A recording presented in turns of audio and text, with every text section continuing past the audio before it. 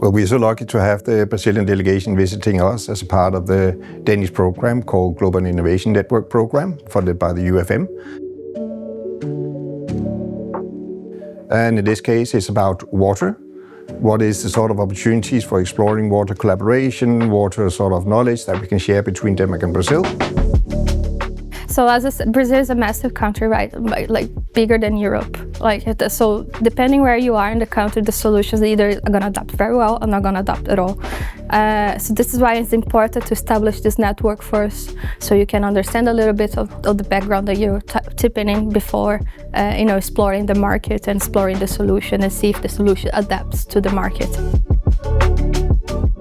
So this project is a preparation ground for future other projects, for future other opportunities for Danish research and Danish solutions to step into the country, Brazilian country. Meu nome é Mona Rótolo, trabalho no governo do estado do Rio de Janeiro, sou engenheira sanitarista e agora estou na Secretaria de Meio Ambiente trabalhando com resíduos sólidos e economia circular. E a gente está aqui como governo também para pegar a experiência para desenvolver certas políticas públicas que vão contribuir até para a gestão de resíduo municipal também.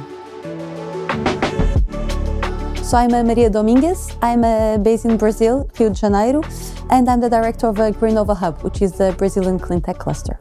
There is no discussion that Denmark is very strong in water management technologies, solutions in different areas of water. That's why this collaboration is so important. One of the topics that has been sparked by the delegation is about sustainability on ports and harbors. They have a very attractive harbor where people can go and swim, and that's what they want to bring also as well into the city of Rio de Janeiro.